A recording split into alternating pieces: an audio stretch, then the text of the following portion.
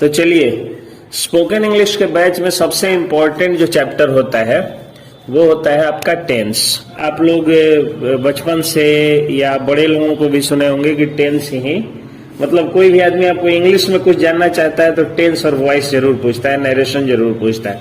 तो टेंस बहुत इंपॉर्टेंट चीज है और सही बात, सच्चाई बात यह है कि स्ट्रक्चर और ग्रामर आपको सिर्फ जानना है, टेंस, वॉइस और मॉडल वर्ब। तो इसीलिए इस क्लास को मैं लाइव कर देता हूं, टेंस के क्लास को, ताकि आप लोगों को समझ में आए।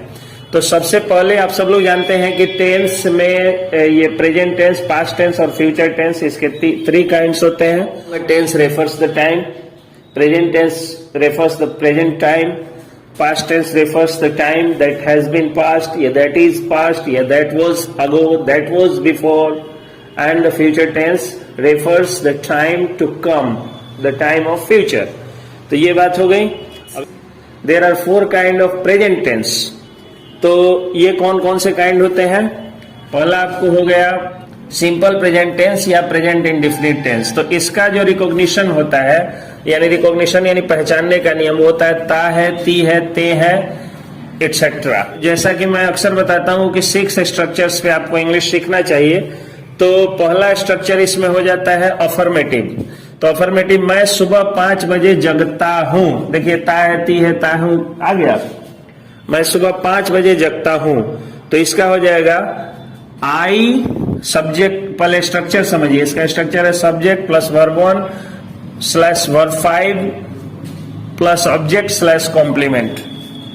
तो मैं सुबह 5 बजे जगता हूं, I get up at 5 AM। I हो गया सब्जेक्ट। सब्जेक्ट उसको कहा जाता है जो काम करता है, जिसके बारे में कुछ कहा जाता है। तो यहाँ काम कौन कर रहा है?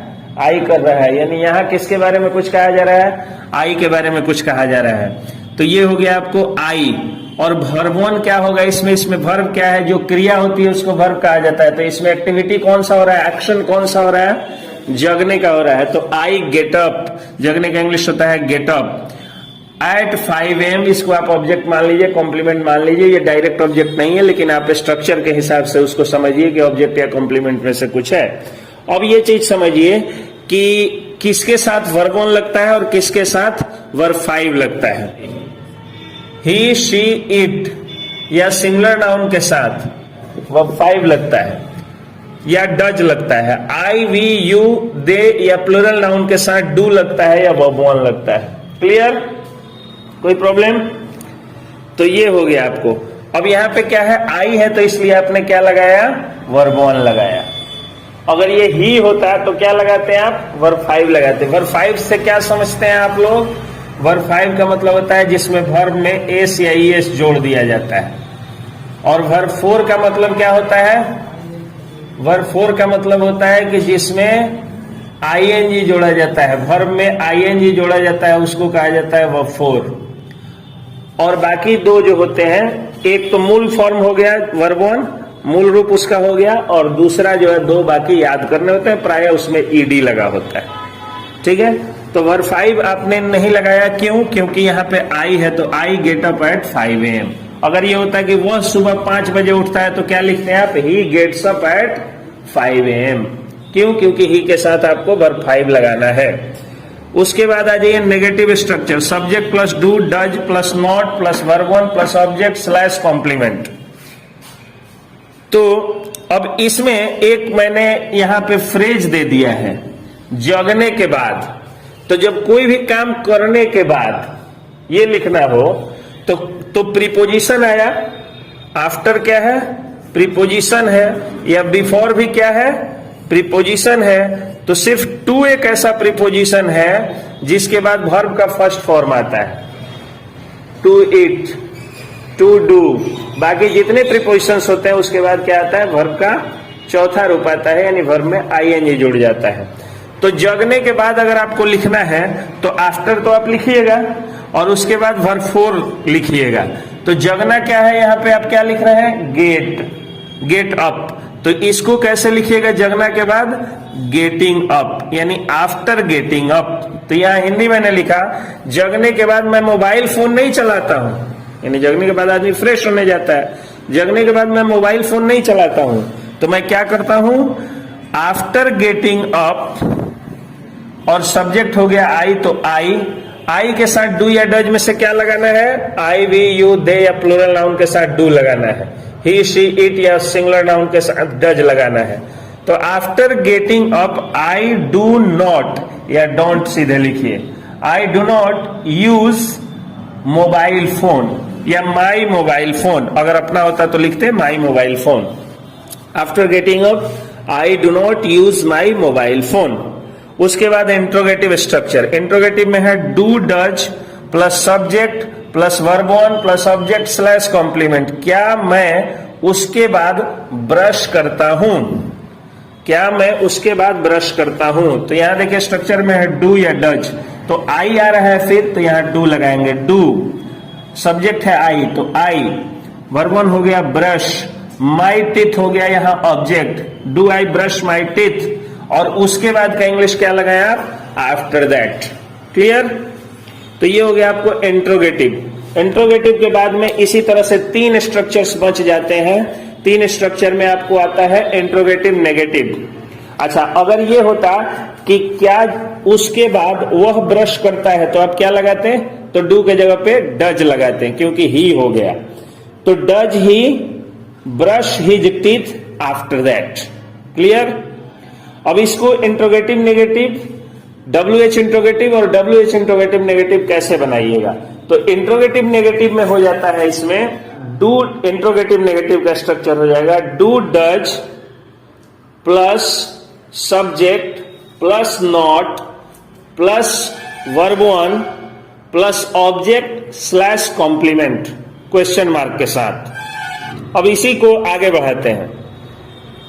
क्या मैं जगने के बाद फ्रेश नहीं होता हूं? Do I not gate fresh after getting up. उसी स्ट्रक्चर पे चला। उसके बाद हो गया WH इंट्रोगेटिव। तो WH इंट्रोगेटिव को कैसे बनाइएगा? WH वर्ड्स आते हैं इसमें। WH वर्ड्स का मतलब क्या हो गया? Why, what, how, whose, how many, which, when, ये सब WH वर्ड्स होते हैं जो W और H से शुरू और क्वेश्चन करे। तो जैसे मान लीजिए कि हो कि वह क्यों जगने के बाद एक गीत गाता है, तो स्ट्रक्चर होता है WH इंट्रोगेटिव का WH word plus do does plus subject plus verb one plus object slash complement. तो ये हो जाएगा कि वह होता है, वह जगने के बाद फ्रेश क्यों होता है? Why does he gate fresh after getting up. और WH इंट्रोगेटिव नेगेटिव का स्ट्रक्चर क्या हो जाएगा? WH word plus do does plus subject plus not, subject के बाद नॉट लग गया, जैसे ऐसे भी इंट्रोगेटिव नेगेटिव में लगा उसी तरह WH इंट्रोगेटिव नेगेटिव में। तो WH word plus do does plus subject plus not plus verb one plus object slash complement हो गए। अब इन स्ट्रक्चर्स का यूज कहां है, ये आपके दिमाग में आ रहा होगा कि आखिर इनको कैसे यूज करते हैं। तो इनका यूज समझ लीजिए कैसे किया जाता है। ये टोटल स्ट्रक्चर आपका जो डेली रूटीन है, जो क्रिकेट कमेंट्री है, फिल्म की कहानी सुनाना है, या आपकी जो आदत हो, आप जो रोज रोज करते हैं, उसको सुनाने के लिए आप क्या करते हैं? इस टेंस का यूज करते हैं। तो जैसे मान लीजिए अब मैं आपको आज के लिए होमवर्क दे रहा हूं, राइट अ स्पीच ऑन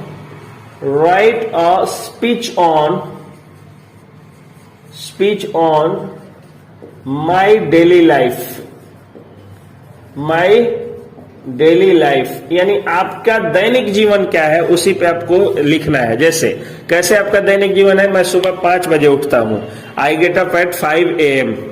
जगने के बाद मैं फ्रेश होता हूं, after getting up I get fresh. देखिए सारा इसी स्ट्रक्चर पे चल रहा है, subject plus verb one verb 5 object slash complement, इसी स्ट्रक्चर पे सारा चल रहा है।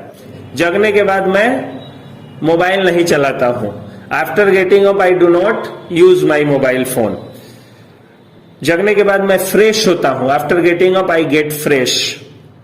फ्रेश होने के बाद मैं ब्रश करता हूं, तो after getting fresh I brush my teeth. Brush करने के बाद मैं नाश्ता करता हूं, after brushing my teeth I break my fast या आई टेक माई ब्रेकफास्ट। नाश्ता करने के बाद मैं कोचिंग जाता हूं, तो after taking breakfast I go to my tuition centre. Tuition से आने के बाद आफ्टर कमिंग फ्रॉम ट्यूशन मैं सेल्फ स्टडी करता हूं, तो I have my self study. इस तरह से कर करके I go to sleep at 10:30 PM। Okay, तो इस तरह से बनाना है। इसी तरह हर टेंस का हर स्ट्रक्चर पे आपके लाइफ में जो जो आप बोलते हैं उसका यूज होता है, वो पूरा स्पोकन इंग्लिश के क्लास में आप लोगों को सिखाया जाएगा। Thank you.